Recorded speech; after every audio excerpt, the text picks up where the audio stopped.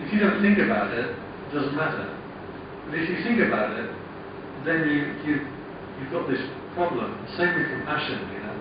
As a monk, I'm supposed to be compassionate, and then it suddenly showed me all the time that I'm not very compassionate. So it's both giving you the honey, but it can also sting you at the same time. And I think this is why bees are always a symbol of spiritual values. They can be nice, but they can be sharp as well. Also, the fact that they can fly it signifies spiritual values, kind of ascendancy. So very often in the Bible, many birds have the same role as the bees. So he doesn't allow the bees to be harmed. Now, all of these things happen, and you see that the gratification or the use of these things comes later. Now, a child can relate to that. Even you can't say to a child what goes around comes around. They're like, I want to play. I don't care what comes around. I want to play. I want to do something. I want to be entertained. I want to have this. I know one teacher, he says, children shouldn't be called human beings. They should be called human desirelings. I want, right? So you can't explain to a child that it's worth putting off desire. It's worth keeping yourself in line because you get the results at the end. But if you give them to a concrete picture like a fairy tale, then they can start to relate to these ideas long before they can understand them. Same with the spiritual life. Keeping your thoughts in order, that's what meditation is all about. Get your thoughts in line. And the first thing that you see when you start meditating is your thoughts just go running around like an ant's nest that's been kicked over. Right? So you keep your thoughts in line, you keep your desires in line, and you keep your spiritual values close at hand. And then later on this will start to pay the dividends. The pearls in the forest are all the good and beautiful things in the world. And there are thousands of them. If your thoughts are systematic, then you can attain to all the beautiful and good things in the world. The key always represents yourself. The key or a cottage in fairy tales always means yourself. So finding yourself at the bottom of the lake, a big body of water is your subconscious. And diving into the lake in some form, or diving into the unpleasant environment and sinking down in some form is very, very common in stories. Jonah and the whale is one. Jack and the beanstalk, it is the same. He has to hide in the oven, which is a very hot and uncomfortable place. That's where he hides from the ogre. This idea of going down into somewhere that's deep, dark and uncomfortable. But there you will find the key, and the key is always yourself. So holding in check your desires helps you to come to find yourself. And then finally the bees give you the ultimate spiritual happiness. In the story is marrying the princess. When you marry the princess, you own everything. You're in charge of everything. So again, if you attain to the spiritual enlightenment, you have everything you need. Your whole kingdom, your whole being is healed. There's no more ogres, there's no more monsters to tackle. There's a very good story in Hindu Puranas. Basically highlights what you mentioned about the bees, what you have to do after you have without goes like this. There was one holy man who went to Himalayas to pray to God. 100-year-old story. And he got into Samadhi, and they said when you get into Samadhi, you stop feeling like a human being, you don't feel thirsty, you don't feel hungry. And after about 15-20 years, he suddenly had a feeling he got enlightenment. Then he opened his eyes, the prayers have been answered. Just at that time, he was sitting under a tree, bird dropping on his head. So he looked up with anger, and the bird got burnt with his angry gaze. So this man felt that my prayers have really paid off, and got very high level of spirituality. But since he was out of samadhi, he suddenly felt hungry and thirsty like an ordinary human being. So he walked down to a village nearby and knocked at the first hut and said, "I am holy man so and so, could you please serve me some food and water?" And there was a female voice which answered, "Sir, I am attending to my sick husband. It will take me about half an hour, but I attend to you after that." This person was arrogant with his newfound enlightenment. He said, "Foolish woman, do you know whom are you talking to?" And the same female voice said, "I'm not a bird who will get burned down with your angry gaze." And then he immediately, got shaken up. "I have spent 20 years praying to God and I don't know who this woman is. But she is definitely at a much higher spiritual level than I am." And then after half an hour she came and served them food and water. Then he said, "Please tell me, how did you achieve this high level of spirituality?" And she said, "I don't know what you're talking about. I was married at the age of 14. My husband has not been keeping well since we married. So I attend to him, and whatever time I have, I work and take care of both of us." "No, but you still must tell me, how do you achieve this high level of spirituality?" He said, "If you really want to get further details, there is this man about 200 miles from this village in this direction. Go to him. He will enlighten you." So that man walked for 4 or 5 days and reached that village and asked for that person's name. And all the villagers looked at him. They said, "Sir, you are a holy man. Why are you looking for this man?"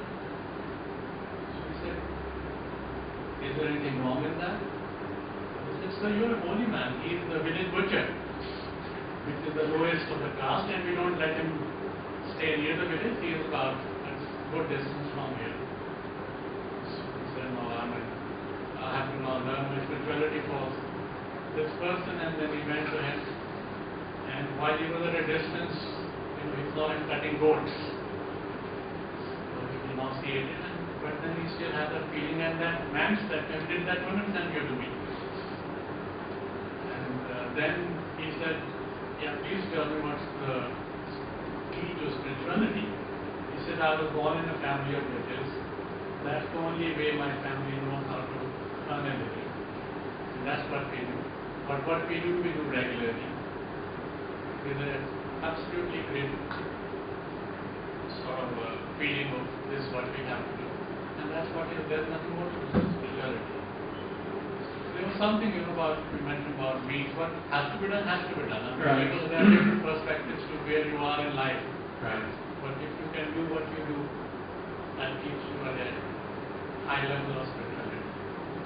So I like the way the bird was burned, because bird is the spiritual. Birds of the bees are always the spiritual aspirations. So as soon as the bird gets burned, you know that all his spirituality has disappeared, because he's come out of the concentration. Yeah. Good. So there's a story about doing what's in front of you. That's important. Yeah. Rather than seeking the ultimate guru and the ultimate teaching.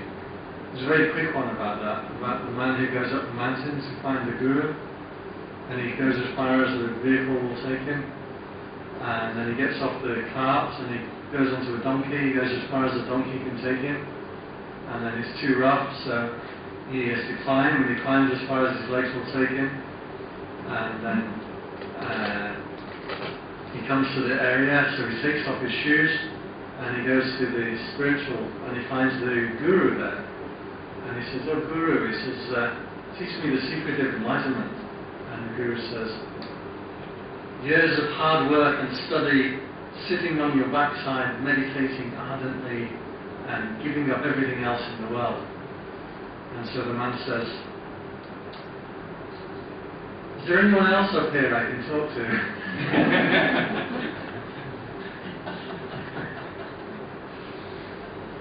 Okay, so we get into these stories. These are good stories about mindfulness, of looking after your thoughts, looking after your desires, looking after your aspirations. on a moment-to-moment basis, not trying to solve the whole puzzle, not being a big bold man who's going to go out and conquer the world, but just that insignificant dwarf. Dwarfs, by the way, always work underground, which means in the subconscious, and they're always the hard workers. The Snow White and the Seven Dwarfs, she finds the seven dwarfs, who are always the hard workers of the soul. And this is what the mindfulness is. This is the doing exactly what's in front of you.